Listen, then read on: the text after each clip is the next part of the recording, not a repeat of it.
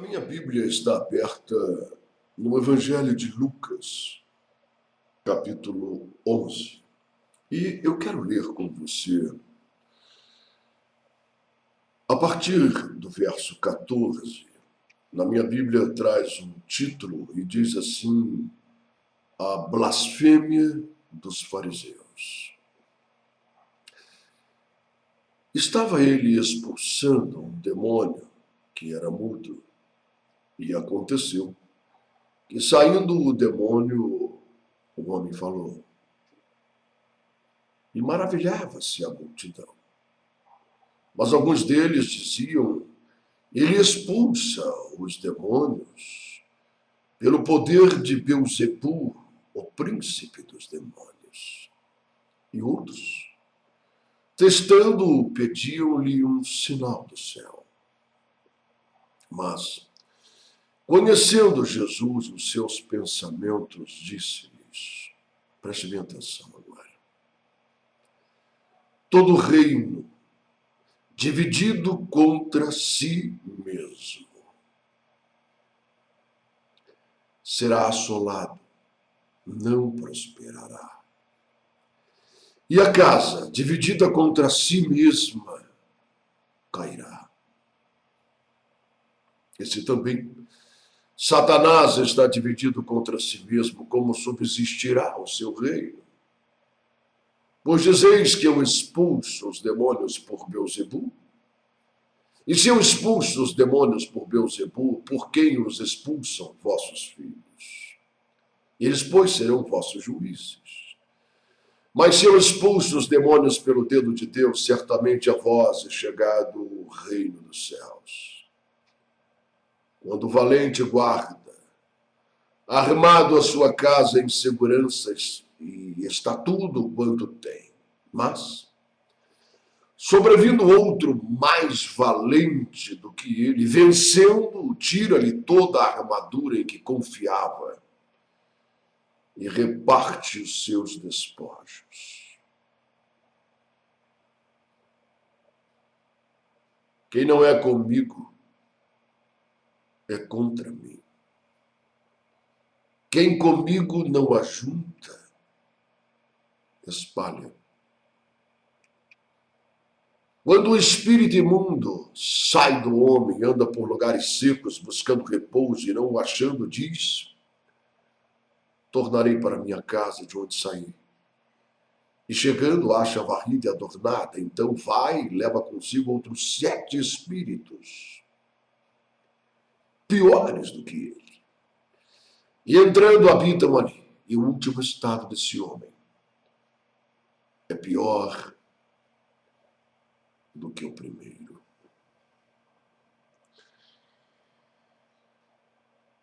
Esse é um texto sagrado de grande impacto e nos leva a refletir sobre coisas que não conhecemos muito bem, nos leva a refletir sobre o reino espiritual. É claro que existem muitos mistérios acerca desse assunto que foge à nossa compreensão. Mas existem elementos básicos que Jesus parece fazer questão absoluta de que nós venhamos conhecer. Um desses princípios é a forma como até o reino das trevas ele age e se comporta.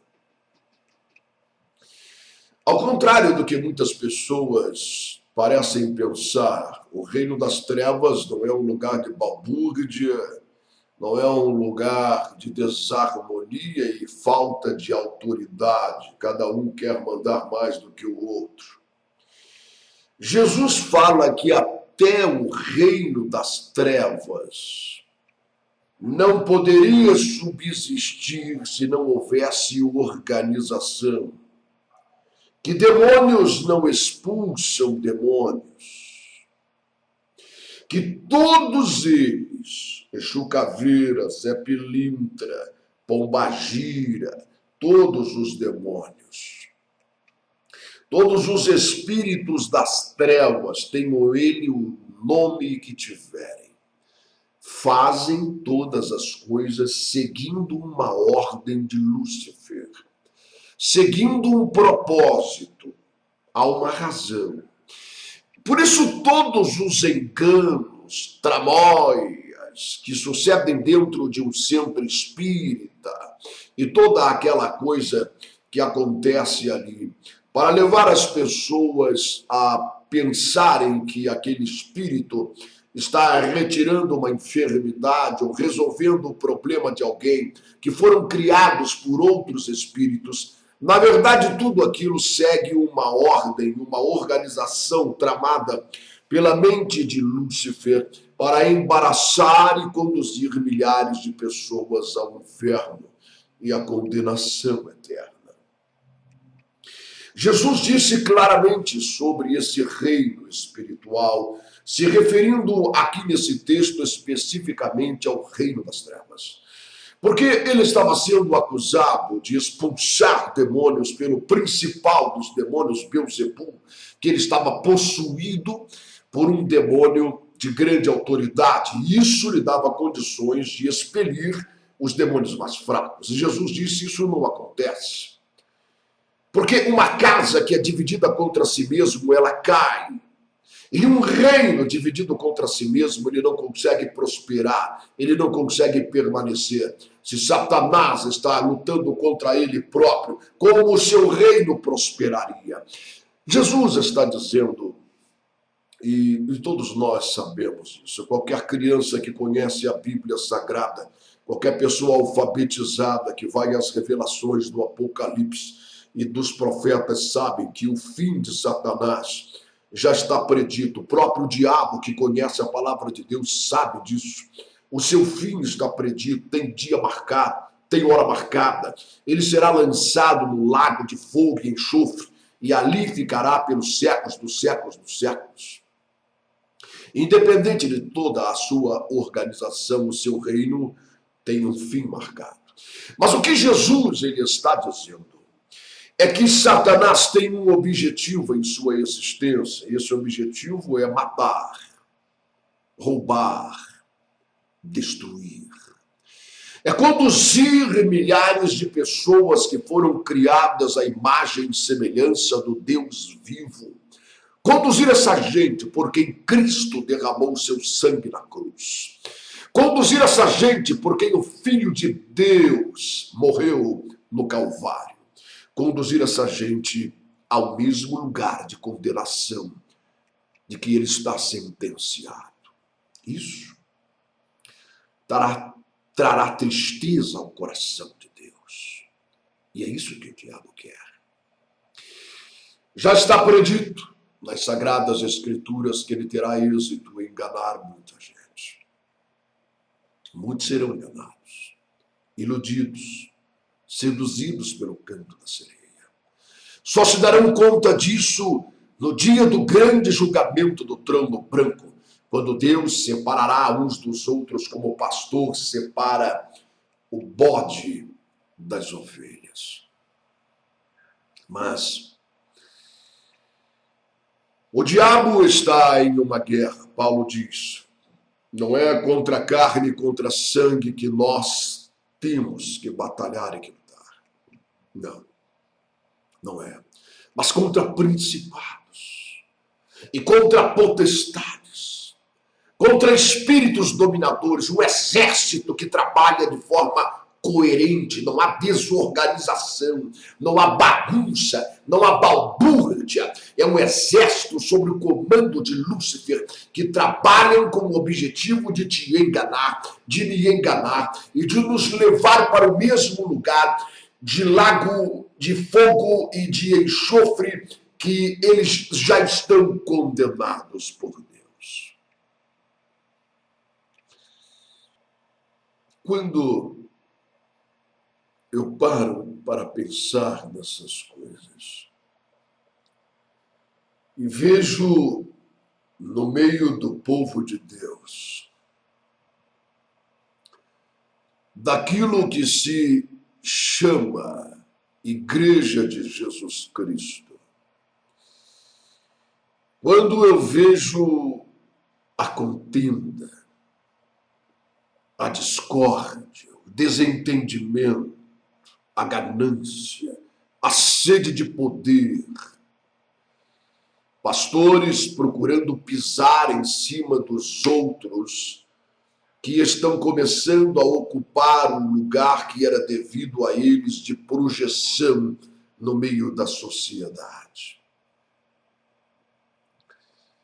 Jesus, ele disse que onde houver um espírito faccioso, significa divisão. Aonde houver um espírito de facção, de divisão, de separação, ali existirá toda a espécie de obra diabólica e de obra satânica. Veja, eu quero meditar com você de forma muito séria acerca desse assunto. Quando nós vemos algumas pessoas caírem endemoniadas em uma reunião, numa igreja, e aquele demônio é expulso, e nós damos glória a Deus. E às vezes existe uma tendência de pensar que esta é a guerra que travamos contra Satanás, não é? Aquele demônio que caiu e aquela pessoa rolou pelo chão e foi expulso o demônio em nome de Jesus. E acabou essa história. Mas ficamos assombrados em folhear as páginas das Escrituras Sagradas e chegarmos ao momento em que milhares de pessoas estarão na presença do Senhor e Ele vai dizer a elas: apartai-vos de mim, malditos, para o fogo eterno, que foi criado para o diabo e seus anjos. E elas vão dizer: não, não, não, Senhor, pelo amor de Deus, há um engano aqui. Há um engano, por favor, examine de novo os seus livros. Examine novamente o livro da vida, o livro das obras, porque o meu nome tem que estar aí. Olha, eu sou teu servo. Na verdade, está aqui a minha carteira de membro, a minha carteira de obreiro, a minha carteira de líder. A minha carteira de líder, eu tinha tantas congregações. Olha, em teu nome eu curei enfermos. Em teu nome eu expulsei demônios e eu profetizei. Ele expulsou demônios em nome de Jesus. E o demônio saiu. E agora essa pessoa está ali diante do trono de Deus, sendo lançada no lago de fogo e enxofre. E você pode pensar: é errado expulsar demônios? É errado curar enfermos? É errado profetizar? Não, não é. Mas o que nos levará ao reino dos céus não são os dons do Espírito de Deus, mas os frutos.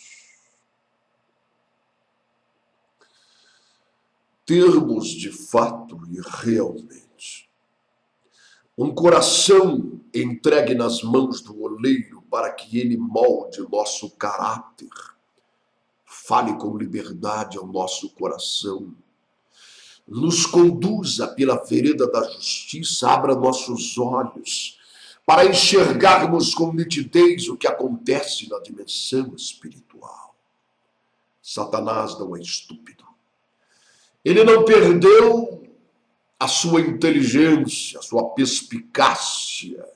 Não. É como um general no campo de batalha que trama meios para matar seus inimigos. Ele perdeu sua glória, não sua inteligência. Deus não arrancou dele. E ele está enganando a milhares.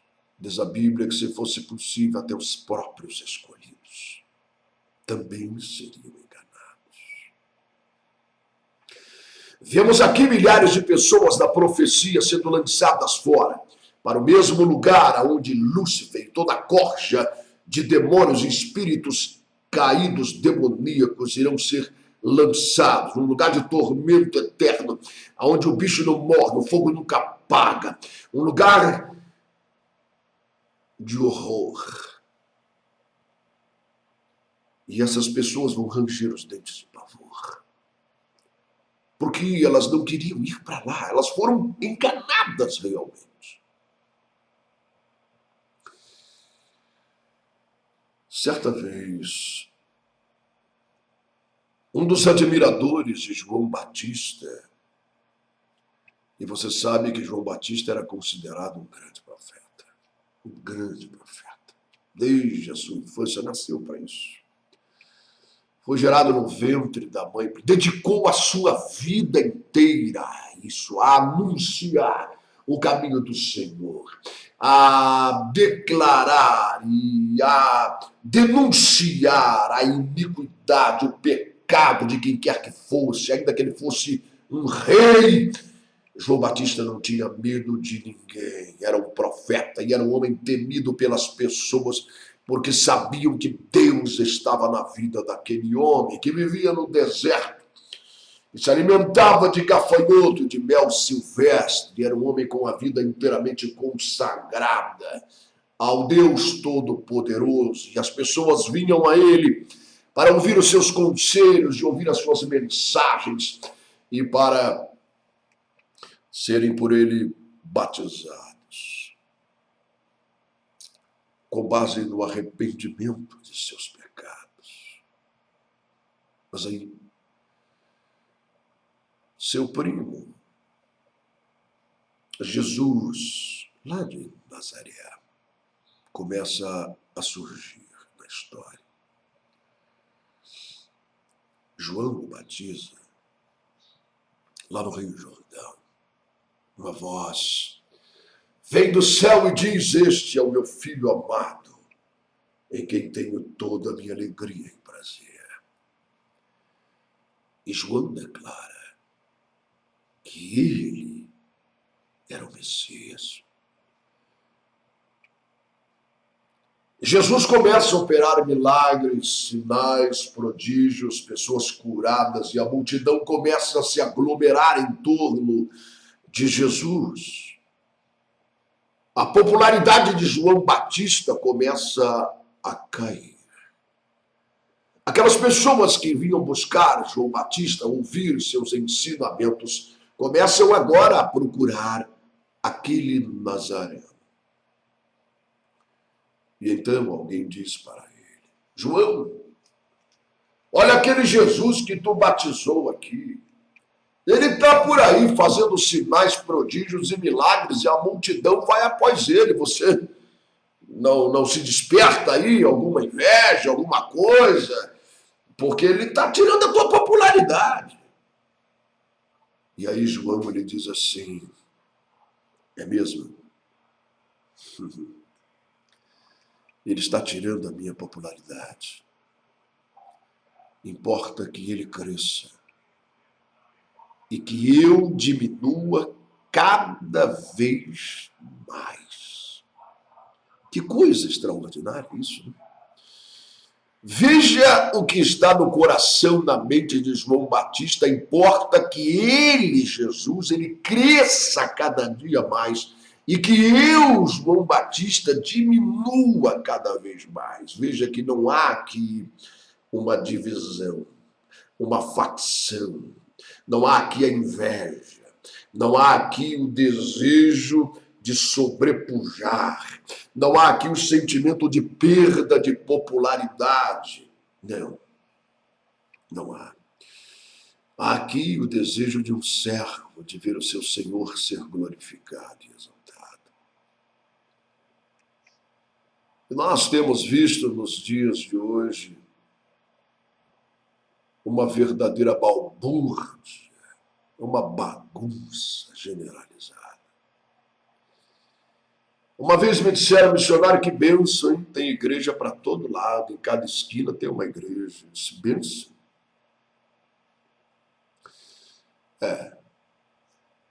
Depende da maneira como você encara todas estas portas que estão abertas com uma placa dizendo que é a igreja de Jesus. Porque se você for analisar de uma forma fria, sem outras motivações ou interesses, mas se você for analisar de uma forma coerente, equilibrada, madura, você vai atestar que nestas igrejas, infelizmente, pregam-se evangelhos completamente diferentes umas das outras. Cada um quer ser o dono da verdade. Cada um quer estar em primeiro lugar. E alguns dizem eu sou de Paulo, e outros dizem eu sou de Pedro, é o grande apóstolo. Ele andava com o mestre, ele viu Jesus e eu sou o seguidor dele. E começa a existir um espírito faccioso. Você se lembra que quando os discípulos estavam sendo treinados por Jesus, havia entre eles próprios uma disputa. Eles disputavam entre si para ver qual deles era o maior. Está lá na Bíblia, leia isso. Qual deles expulsava o capeta mais chifrudo? Qual deles tinha mais autoridade espiritual? Qual deles ia abrir a maior igreja? Pedro já havia encomendado uma placa gigantesca para colocar no galpão. Igreja do grande Pedro, é só aqui que Deus opera. Nos outros lugares quem opera é o diabo. Mas da minha igreja não. Eu sou o grande servo e é só ali que Deus opera sinais e maravilhas. Havia uma disputa entre eles. Estamos falando de um reino dividido. Estamos falando de facção, estamos falando de divisão, estamos falando de inveja, estamos falando de contenda, estamos falando de ganância, estamos falando de desejo de projeção. Há um especialista nessa matéria, você sabe quem é, não é? Sabe sim. Você que conhece a Bíblia sabe que o nome dele é Lúcifer. Ele é especialista nessa matéria. Porque Lúcifer não era o diabo. Ele era um arcanjo. Isso. Deus não criou o Satanás, o adversário, o inimigo, um ser asqueroso. Não. Ele criou arcanjos, anjos, e todos eles com livre arbítrio e a capacidade de decidir o que eles querem, o que não querem, o que fazer e o que não fazer. E isto pode gerar o pecado, o arbítrio próprio. Se não vigiarmos, isto pode gerar o pecado. Foi por isso que Davi pediu a Deus: Senhor, unge os meus olhos, para que eu não durma o sono da morte. Me ajude a ver as coisas com nitidez e com clareza. E a Bíblia diz que Lúcifer, esse querubim da guarda, do louvor e da adoração de Deus, e Deus habita no meio do louvor e habita no meio da adoração, e esse querubim era o responsável por manter a organização, a adoração, o louvor, onde Deus habita, mas de repente ele começou a tentar atrair para si próprio a adoração daqueles anjos, porque ele era tão belo, era tão forte, ele estava abaixo do Deus Todo-Poderoso, e ele começou a querer atrair para si essa glória. E foi banido dos céus, e tornou-se em Satanás, o diabo, ou seja lá o nome que você queira dar para esse bicho horroroso. Mas é isso. E ele estava ali, diante da glória de Deus, que de lá os homens, meu irmão, que de lá homens, que de lá pastores, bispos, apóstolos, missionários, tenha eles o título que tiverem, não é? E Lúcifer é o pai. Foi o ser que gerou a mentira, gerou a ganância, gerou a vaidade, gerou o desejo de projeção. de querer ser como Deus, de querer chamar atenção para si. Ele tentou fazer isso com João Batista. Ele disse: olha, que isso? Está perdendo a tua fama. Você está perdendo o seu lugar de proeminência. Esse Cristo, esse Jesus, ele está fazendo mais milagres, está operando sinais, está atraindo a atenção do povo. E João Batista disse: comigo não. Não, não, não, não. Comigo, não. Que ele cresça cada vez mais. E que eu diminua cada vez mais. Foi um tapa na cara de Satanás. Mas, infelizmente, o que nós vemos hoje em nossos dias é essa disputa por poder. Não é? Eu me lembro quando Pedro e João, eles entravam na Porta Formosa no momento da oração, na hora nona. E eles viram um paraplégico, um mendigo pedindo esmola. E Pedro disse: não tenho prata nenhuma. Agora, isso me chama a atenção, porque a vida deles mudou. A vida deles mudou. Pedro era um arrogante, era um soberbo, se julgava melhor do que todo mundo.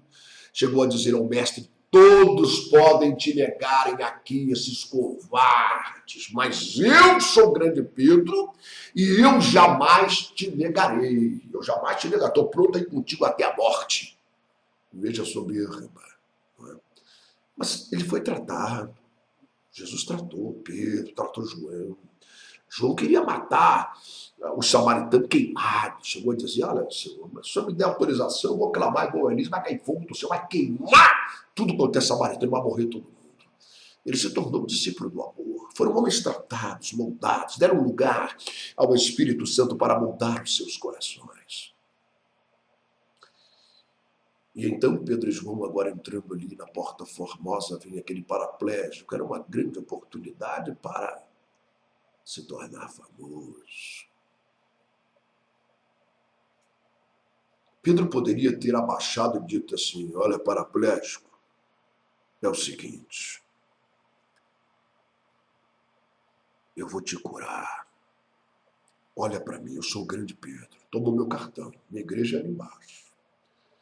Vai lá, leva essa caneca cheia de moeda para tu fazer uma campanha. Entendeu? Entrega logo tudo que você tem, porque você vai prosperar. E tem mais uma coisa. O que eu tenho eu te dou em nome de Jesus. Levante e anda e olha para mim, não olha para João. Eu quero que você fixe a tua atenção no grande Pedro. Eu sou o grande Pedro. Toma meu cartão, pega outro para distribuir. Agora, não olha para João, porque eu acho que é o diabo que usa ele, é o capeta. Bom, se fosse há um tempo atrás, Pedro iria fazer isso, sem dúvida alguma. Mas agora estamos falando de um homem transformado, que teve experiências da vida, não é? Amargas, experiências que levaram ele a chorar. Ele negou Jesus 3 vezes. Ele viu que ele era um fraco, um covarde, que ele não era nada. Nada. Somos pó e cinza. Aí ele disse para aquele paraplégico: olha para nós dois. Não olha só para mim. Olha para nós dois. Nós representamos a Jesus nessa terra. Somos igreja de Jesus. Ele está vivo, paraplégico. E ele me deu uma unção e eu dou a você agora. Em nome de Jesus, levanta e anda. E o paraplégico pulou e saltou e gritou, e todos viram aquilo e começaram a olhar para Pedro e para João admirados. Olha, grandes profetas, quem sabe vamos arrumar uma multidão para segui-los, porque fizeram o paralítico andar. E era mais uma grande oportunidade para Pedro se ensoberbecer, João também, não é? E quem sabe angariarem ofertas para abrir um grande canal de televisão em Jerusalém, começarem um grande domínio na mídia. Eles poderiam conseguir cargos de senadores, deputados, e o poder político e financeiro.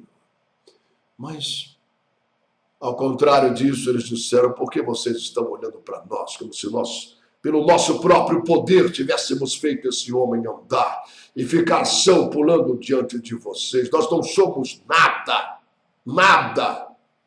Eu não sou nada. Mas foi em nome de Jesus o Nazareno que vocês negaram e crucificaram e mataram naquele Calvário. Ele ressuscitou e ele está vivo. E a prova disso é que no nome dele esse homem está andando são, curado diante de vocês.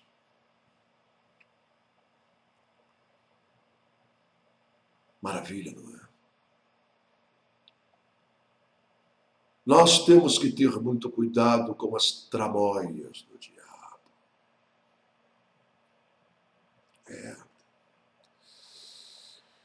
Hoje, a gente vê de forma vergonhosa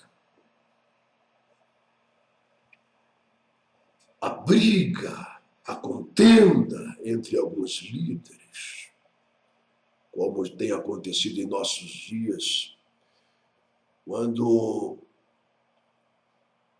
o bispo Edir Macedo, líder da Igreja Universal do Reino de Deus, usa a televisão de sua propriedade, de sua igreja, para denunciar não um endemoniado, um falso Cristo, mas um outro pastor, uma outra igreja, o apóstolo Valdemiro Santiago, da Igreja Mundial do Poder de Deus. Isso é apenas um exemplo, não é?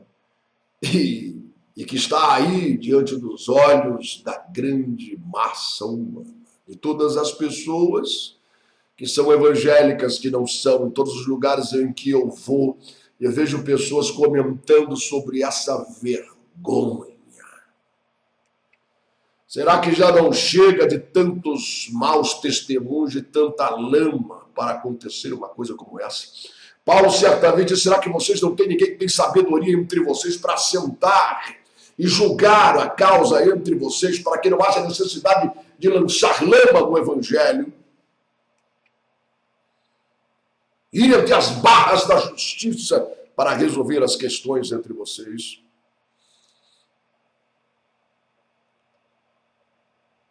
Mas a verdade é que estas pessoas não estão lutando pela causa do reino dos céus. Eles não estão se sentindo feridos ou magoados porque Cristo está sendo ofendido de alguma forma. Mesmo porque Jesus não nos chamou para sermos seus advogados e defendermos. Ele não precisa de advogado. Deus não chamou ninguém para ser advogado, mas ser testemunha do seu poder, da sua graça, da sua misericórdia. Ele não precisa que ninguém o defenda de nada. Ele é Deus. E operando ele, ninguém pode impedir. O problema é que Satanás, cujo reino não é dividido, tem lançado a facção, a divisão entre irmãos, a contenda entre irmãos. Eu sou de Paulo, eu sou de Pedro. Não é? Você é o diabo quem usa, você é do capeta. E tudo isso é um jogo de interesse, tudo isso são milhões de dólares em jogo. É fama, são aviões, são mansões, são carros luxuosos. É o poder de eleger deputados, de eleger senadores. É o poder político, é o poder econômico. E quando isso começa a estremecer, quando outro pastor entra em projeção, outro irmão ou outro ministério, aquelas pessoas se doem porque começam a perder parte do bolo de poder político, parte do bolo do poder econômico. Não se trata de brigar pela causa do Evangelho de Cristo e contra o diabo. Se trata de um espírito contencioso, onde as pessoas estão se degladiando e se combatendo por causa própria.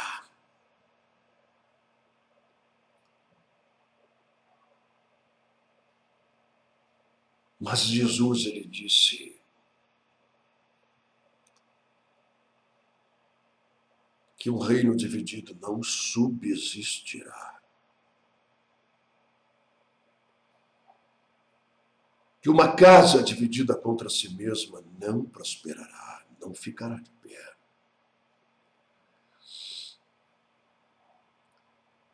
Se não houver quebrantamento, arrependimento,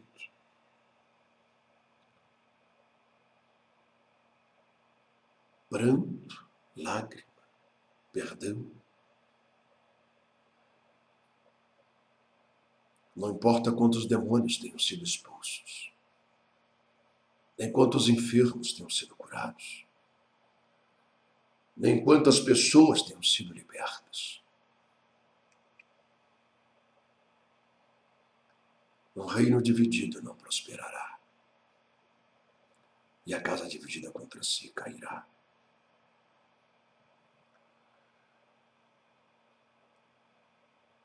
E você pode pensar comigo agora.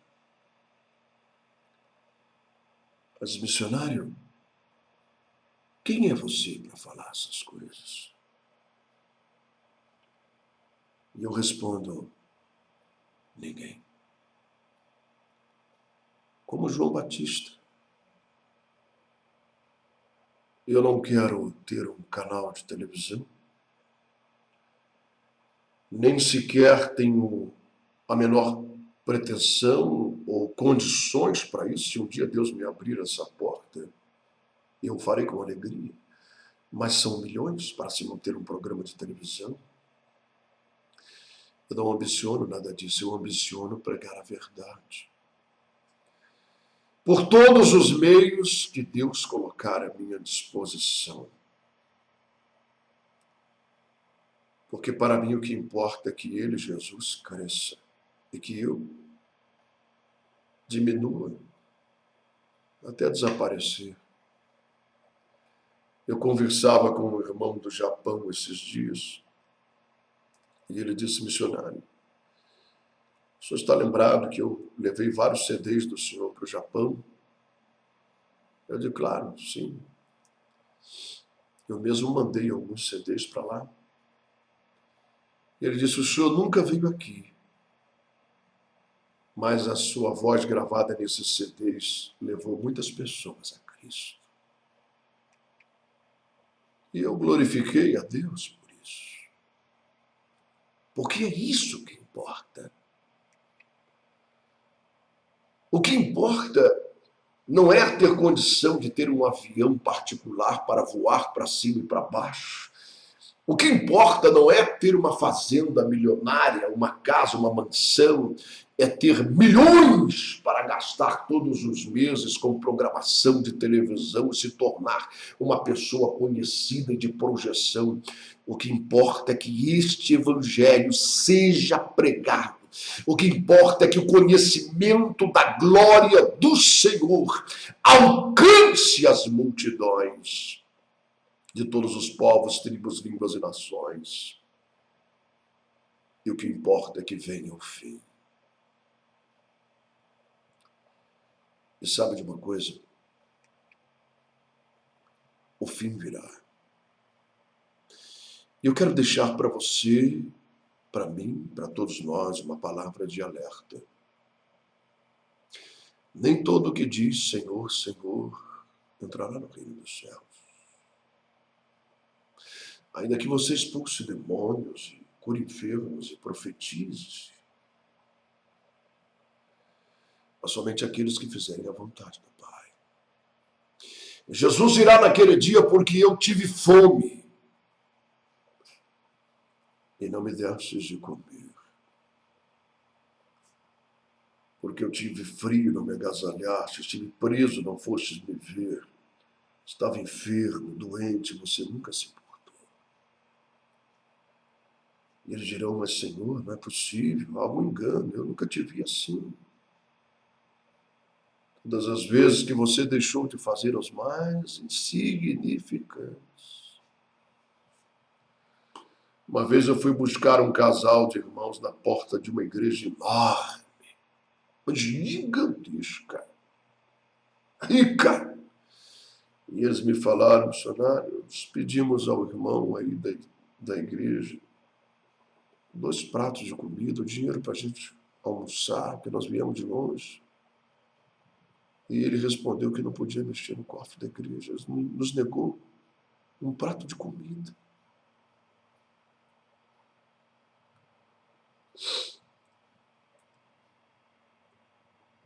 Então,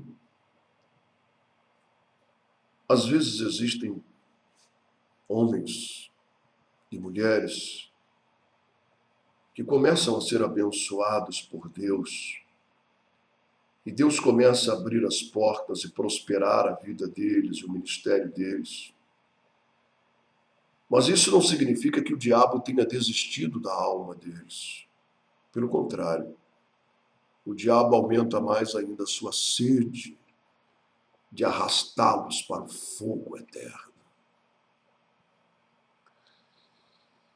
E muitas destas pessoas perdem a vigilância e deixam de lutar pela causa do reino dos céus e começam a lutar pela própria causa, pela implantação do próprio reino. Quero ter milhões de congregações, de igrejas, de templos espalhados pela nação. Meu Deus, eu espero que Cristo demore a vir, porque se ele vier, ele vai estragar tudo. Já pensou se o céu se abre e Jesus aparece num grande clamor de trombeta para botar o fim. Tudo que eu estou fazendo, estou trabalhando, agora eu estou conquistando. Não é? Estou com várias coisas, vai estragar. Então, começam a lutar pelo seu próprio reino. O diabo é sagaz. Ele é o que os peritos chamam de um serial killer, matador em série, um profissional em assassinar. Ele mata, ele rouba, ele destrói há milhares e milhares de anos. Ele tem técnicas para isso. E o reino dele não está dividido. Não se iluda. É ele quem está dividindo o que se chama de reino dos céus aqui na terra. É ele quem está dividindo o que se chama e se intitula de igreja de Jesus Cristo na terra. Homens que acabam se deixando levar pela ganância, pela soberba, pelo poder político, pelo poder econômico. E se esquecem de amar o seu próximo. Se esquecem de dar a outra face a quem lhes bofeteia numa face. E passam a travar um verdadeiro girar, uma guerra santa. Deus não precisa de advogados, nem que ninguém o defenda. Ele é Deus. Pense nisso. E se você de alguma forma está envolvido em algo assim, saia fora disso. Saia fora disso.